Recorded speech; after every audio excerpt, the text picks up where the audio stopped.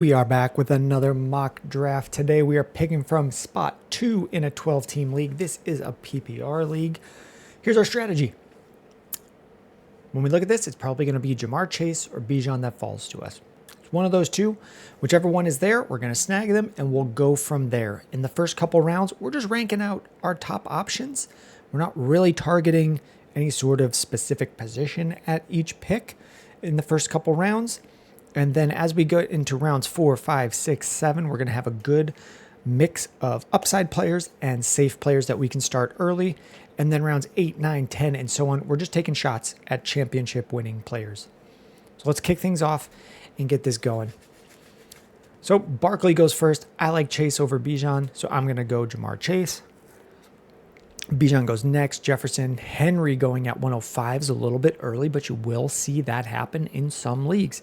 By the time this gets back to us, though, it should all be washed out to pretty normal stuff. Here we may end up with maybe Bucky Irving, Chase Brown, or possibly Kyren. So we've got here, I like Trey here. Now, I've done Trey in some drafts. Jonathan Taylor, I would take if this was a 10-team league where I want that higher upside and I'm not as worried about risk of him missing time or risk of him having bad weeks. Other players I like here, Kyren Williams, Chase Brown, Ladd, and JSN, whichever order you like those guys, I agree. I like them the same. I have them in the same tier. So we might do, because we have Ladd and JSN available, and maybe T. Higgins goes at the turn. I don't know that this guy would take Ladd and JSN. But here we're going to go Kyren and then some combination. So what we're looking to do here is either take Kyren or Chase Brown. And I've taken Kyren from the 101. So I'll take Chase Brown here to see how it feels a little bit different. But I would have them interchangeable. So I'm going to hit Chase Brown and then Jonathan Taylor goes, Ladd goes. So I'll probably just take JSN here. I like JSN very similarly to how I like Kyren. And because I just went running back, actually I'll go, let's see how we feel if we go wide receiver, running back, and get a gauge for it. And we'll talk about it as we get to the end, of maybe if we would have done things differently. But I like both of these options. These guys should both be top 12. Here, looking at the player card, Kyren, top 7 both of his years. This was in 12 games. That was a great year for him. Chase Brown, showing the player card, came on late last year, and he was running back 10. So here, at this spot, DK Metcalf would be our second receiver. And I think he's a safe option for second receiver. I'm not considering, I could consider Joe Burrow this late, but I just like the options so further down the board for tight end or for quarterback value. So I'm going to go with DK Metcalf here. We could also go Laporta if we just wanted to get our tight end done early. We've already seen Bowers, McBride, and Kittle go. McBride and Kittle a little bit later than I might have expected. So maybe we take Laporta on the turn and just get that done with, because I don't know that we'll get Hawkinson coming back to us at 6 and 7. We could plan for Kelsey to get back to us or Mark Andrews, but I think I'm just going to take Laporta here and then probably Metcalf or Devonta Smith on the wraparound. So there goes Burrow, Ken Walker, and we get DK Metcalf. I do like Ken Walker at the 501. If we had done a receiver here, if we had done Ladd, if we had gone Ladd and whichever running back came back to us, I probably would have liked that combo more. Chase, Ladd, Walker, and a running back here. So running back, or Ken would be our second option. And I probably would have liked that more. Let's see. Would I take Baker Mayfield here? Not really. Baker was QB4 last year in a year with 41 touchdowns. But if that regresses down to 30, here is 28. If it regresses down to 30, we're not getting a massive value taking him in the 6th. It's just a safe option.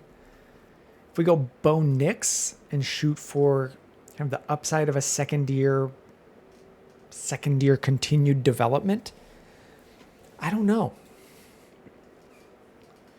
What quarterback could we get if we wait? I mean, we could get Kyler. I do take Kyler in a lot of these mock drafts. Let's go with Baker, and we'll talk through how we feel. Because this mock draft is going to be very similar to the one that we did from Team 1, very similar to what we did from Pick 3. In this spot, in the 7th round, I would consider Caleb Johnson. We have 2 really good running backs, and we won't need to start Caleb for a while. So I could do that. We could go for safety of Calvin Ridley, but I feel like we're pretty safe with Jamar Chase and DK Metcalf. I guess if we went Caleb Johnson here, we wouldn't have a safe flex to start the year. Calvin Ridley would fit that. What can we find at 811, 902? I'm probably going to be targeting like Ibuka, Golden, Pearsall at those spots. Let's go with Calvin Ridley and just lock up. I like that value in the 7th to lock up our starting flex spots. So we feel pretty good about the roster as it is. We have really good running backs, a great wide receiver and a solid option, and then a solid flex play. The reason I didn't go Caleb Johnson, a good breakout running back that I like there, was because we had already filled in Laporta and Mayfield. So we didn't have a solid week 1 flex. Like, I like Caleb for this year, but I don't know that he's going to be in the lead back role to start the year. We have Laporta. Do we go Godwin here? I'm not really keen on Godwin to come off the pup before, or to be playing before October.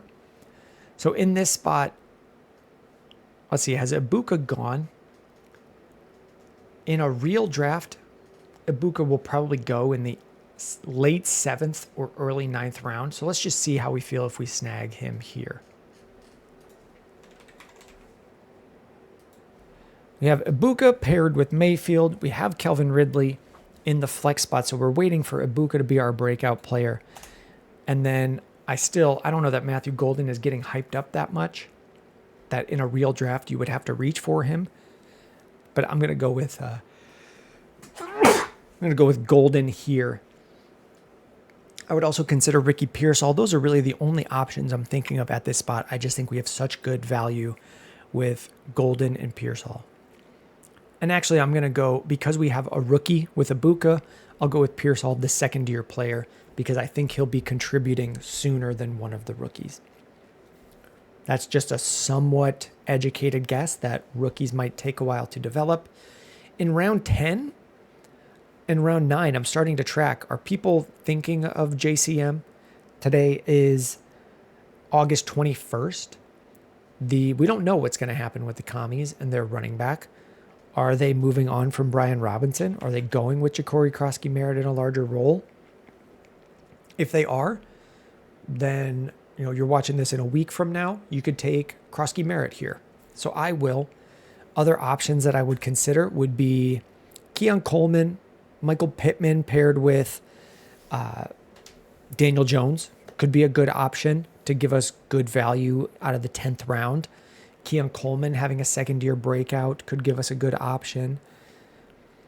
We could go with Tucker Kraft here and then try to pivot off of Laporta, but that can be hard. It can be hard to trade these onesie positions because we would need someone to completely miss, like Tyler Warren to be hard missing for this guy, for him to consider even trading a tight end where he's not sending us one.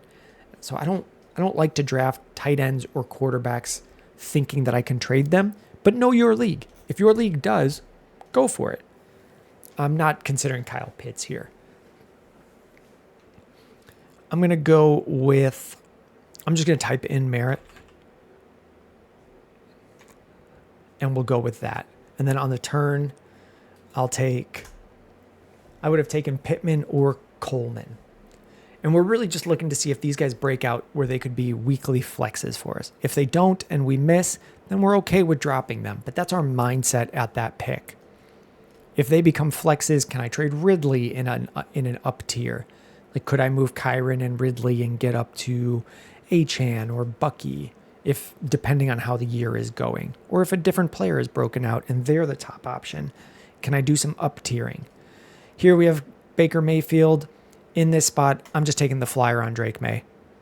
I want to leave as many drafts as I can with Drake May. If I hadn't taken Baker and I had gone with Olave and then here went for Odunze, I probably like that a little bit more.